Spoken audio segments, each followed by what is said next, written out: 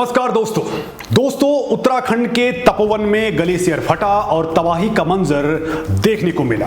अब जल प्रलय पर एक्सपर्ट तरह तरह की थ्योरियां पेश कर रहे हैं। कोई इसे हिमस्खलन बता रहा है, कोई दबाव की वजह से झील टूटना बता रहा है, कोई ऋषिगंगा पावर प्रोजेक्ट और डैम को जिम्मेदार बता रहा है। तो इस बीच एक और थ्योरी ने लोगों का ध्यान अपनी ओर खींचा है और वो थ्योरी है भारत का सीक्रेट मिशन नंदा देवी।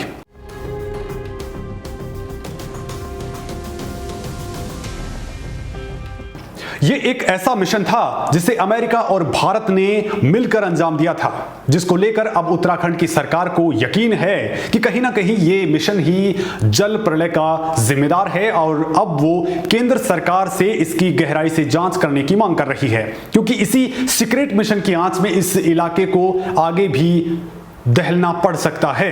क्योंकि इस सीक्रेट मिशन के दौरान नंदा देवी में एक रेडियो एक्टिव डिवाइस खो गई थी। ये एक प्लूटोनियम पैक था। माना जा रहा है कि इसी प्लूटोनियम में विस्फोट हुआ है और अगर ग्लेशियर प्लूटोनियम में हुए विस्फोट के कारण टूटा है तो न केवल उत्तराखंड बल्कि गंगा नदी में ही खतरनाक रेडिएशन फैल सकता है। लिहाजा दोस्तों, पहले तो हम आपको भारत के उस सीक्रेट मिशन के बारे में बताने वाले हैं जिसमें वो सीक्रेट डिवाइस खो गई थी। साथ ही बताएंगे कि अगर ये जल प्रलय उस डिवाइस से आई है तो आगे भी कितना कहर बरपा सकती है, ये प्लूटोनियम कितना घातक साबित हो सकता है। साथ ही दोस्तों, आप चैनल को सब्सक्राइब बिल्कुल कर लीजिए। साथ ही वीडियो आपको जैसा भी लगे आप कमेंट करके इसके बारे में हमें जरूर बताइएगा।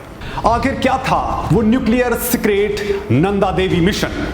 दोस्तों, चीन ने साल 1962 में ही भारत के खिलाफ युद्ध छेड़ दिया था, जिसमें भारत को बड़ा नुकसान हुआ था। लेकिन चीन इसके बाद भी तेजी से परमाणु हथियार डेवलप करने में लगा हुआ था, जिसका खतरा भारत को सबसे ज्यादा था। साल 1964 में चीन ने शिनजियांग स्टेट में न्यूक्लियर टेस्ट कर डाला। चीन की हरकतों पर नजर रखने के लिए साल 1965 में भारत और अमेरिका के बीच एक करार हुआ। भारत के इंटेलिजेंस ब्यूरो और अमेरिका की सेंट्रल इंटेलिजेंस एजेंसी CIA ने मिलकर उत्तराखंड के नंदा देवी पर्वत के कैंप पर एक न्यूक्लियर पावर वाली डिवाइस लगाने का प्लान तैयार किया, जो भारत की दूसरी सबसे ऊंची चोटी है। यह जगह समुद्र तल से 7,800 मीटर से ज्यादा की ऊंचाई पर है। वैसे इस सीक्रेट मिशन के लिए पहले भारत की सबसे ऊंची चोटी कंचनजंगा को चुना गया था, लेकिन इंडियन आर्मी ने इसे खारिज कर दिया क्योंकि यह काम बेहद टेढ़ी-खीर था। लिहाजा 25,000 फीट से ज्यादा ऊंचाई पर मौजूद नंदा देवी पर रेडियो एक्टिव डिवाइस लगाने का फैसला हुआ। हालांकि इस सीक्रेट मिशन के team leader captain Manmohan Singh Kohli इस अभियान के खिलाफ थे। उन्होंने कहा था कि नंदा देवी की चोटी 25,000 फीट से ज्यादा ऊंची है और इतनी ऊंचाई पर खतरनाक रेडियो एक्टिव पदार्थ ले किसी खतरे से कम नहीं है। लेकिन अमेरिकी खुफिया एजेंसी CIA की टीम हर हाल में मिशन को अंजाम देना चाहती थी, लिहाजा कैप्टन कोहली की सलाह को दरकिनार कर दिया गया। इस सीक्रेट स्पाइस डिवाइस का वजन करीब 56 किलोग्राम था। पूरी डिवाइस में 8 से 10 फीट ऊंचा एंटीना, 2 ट्रांस रिसीवर सेट और परमाणु ऊर्जा से चलने वाला जनरेटर शामिल था। जनरेटर के न्यूक्लियर फ्यूल में प्लूटोनियम के कैप्सूल्स थे, जिनको एक स्पेशल कंटेनर में रखा गया था। टीम के शेरपाओं ने इसे गुरु रिंग पोंचो नाम दिया था। इस सीक्रेट मिशन में 200 लोगों की टीम जुड़ी हुई थी। यह टीम अक्टूबर 1965 में नंदा देवी पर्वत पर करीब 24,000 फीट ऊंचाई पर मौजूद कैंप 4 तक पहुंच गई। लेकिन 14 अक्टूबर 1965 को पूरी टीम का सामना एक खतरनाक बर्फीले तूफान से हो गया। तूफान के कारण टीम के सदस्यों की जान खतरे में थी और टीम लीडर कोहली के लिए यह करो या मरो वाली सिचुएशन पैदा हो गई थी। चूंकि ऐसी स्थिति में या तो वो टीम को बचा सकते थे या फिर उस खुफिया डिवाइस को। कैप्टन ने अपनी टीम के मेंबर्स को तवज्जो दी और मिशन को अधूरा छोड़कर वापस बेस कैंप पर लौट आए। परमाणु ऊर्जा से चलने वाले जनरेटर और प्लूटोनियम कैप्सूल्स को कैंप 4 पर ही छोड़ दिया गया।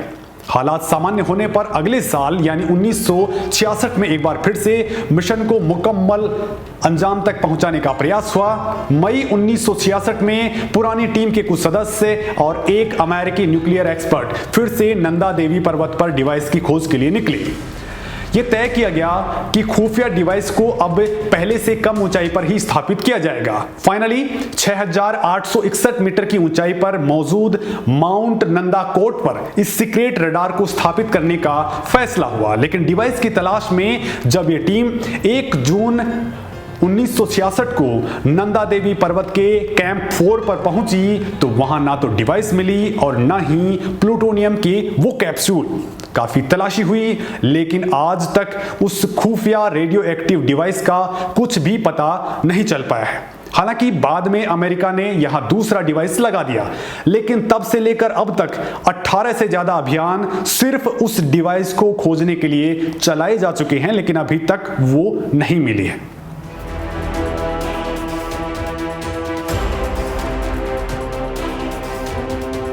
तीखी बदबू के चलते गहराया रहस्य। दोस्तों, उत्तराखंड में आई आपदा से सबसे ज्यादा नुकसान चमोली के तपोवन इलाके को हुआ, जहां के रैणी गांव के लोगों का कहना है कि भयंकर बाढ़ से ठीक पहले हवा में बहुत ही ज्यादा तीखी बदबू महसूस की गई। जब पहाड़ से आपदा भरा मलबा ऋषिगंगा नदी में गिरा तो वहां हवा में बहुत ज्यादा तीखी बदबू फैल चुकी थी।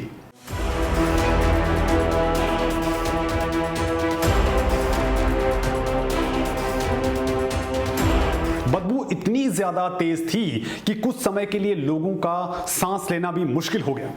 अगर ये केवल बर्फ होती तो ऐसी बदबू नहीं होती। साथ ही जल प्रलय से ठीक पहले नदियों में मछलियों का बर्ताव भी काफी विचित्र देखने को मिला था। नदियों में मछलियां पानी की सतह के ऊपर आ चुकी थी। वैज्ञानिक भी मानते हैं कि मछलियां बहुत ज्यादा संवेदनशील होती हैं और पानी में होने वाले बदलावों को लेकर वो फौरन महसूस कर लेती हैं, लेकिन उनके पानी के ऊपरी सतह पर आने के कारणों के बारे में अभी तक वैसे ठोस कारणों का पता नहीं चल सका है। लेकिन प्लूटोनियम कैप्सूल्स पर वैज्ञानिकों का कहना है कि वो एक रेडियो एक्टिव पदार्थ, लिहाजा उससे रेडियो एक्टिव किरणें निकलती रही होंगी जो पानी के साथ जानवरों को भी नुकसान पहुंचा सकती हैं।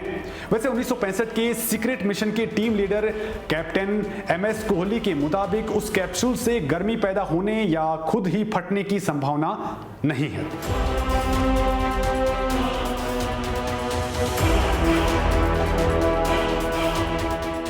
उनका कहना है कि अगर वो टूट भी जाए तो भी खुद से सक्रिय नहीं हो सकता।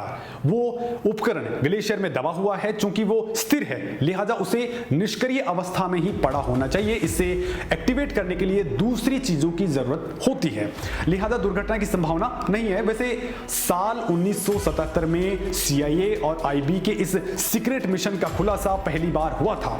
तब इंटरनेशनल मीडिया में भी इस पर तगड़ी चर्चा छिड़ी थी। तत्कालीन प्रधानमंत्री मोरारजी देसाई को संसद में बाकायदा इस मिशन की पुष्टि करनी पड़ी थी और तब से ही लगातार ये बहस चल रही है कि हिमालय में किसी तरह के रेडियो एक्टिव डिवाइसेस को लगाया नहीं जाना चाहिए, क्योंकि ये कभी भी किसी भी विनाशकारी आपदा को जन्म दे सकता है। हालांकि पहले इलाके के लोग इसको लेकर आशंकित थे कि कहीं वो डिवाइस तो इस आपदा की जन्मदाता नहीं है, और अब उत्तराखंड की सरकार भी जांच की मांग कर रही है। सरकार के मंत्री सतपाल महाराज ने कहा है कि सरकार ग्लेशियर्स की सैटेलाइट से निगरानी और अध्ययन करवाने वाली है। साथ ही माना कि अगर ग्लेशियर प्लूटोनियम में हुए विस्फोट की वजह से टूटा है तो उत्तराखंड और खासतौर पर गंगा नदी में खतरनाक रेडिएशन भी फैल सकता है, लिहाजा केंद्र सरकार को इसकी जांच करवानी चाहिए। हालांकि इस बात को बल मिल रहा है कि कहीं 1965 का वो खुफिया मिशन ही इस जल प्रलय के लिए जिम्मेदार तो नहीं है। सरकार को जांच करवानी चाहिए और उस रेडियो एक्टिव पदार्थ का पता लगाना चाहिए कि क्या उसी के चलते ये बाढ़ आई है। क्या गांव वालों की आशंका सही है कि उस रेडियो एक्टिव पदार्थ की वजह से ही कहीं नंदा देवी के आसपास अत्यधिक गर्मी तो पैदा नहीं हो रही है, जिससे बर्फ पिघलने लगे और फिर से ग्लेशियर टूटने की घटना के पीछे उस डिवाइस में मौजूद प्लूटोनियम का विस्फोट तो नहीं है। इसको लेकर इस पदार्थ के बारे में जानना भी बेहद जरूरी है।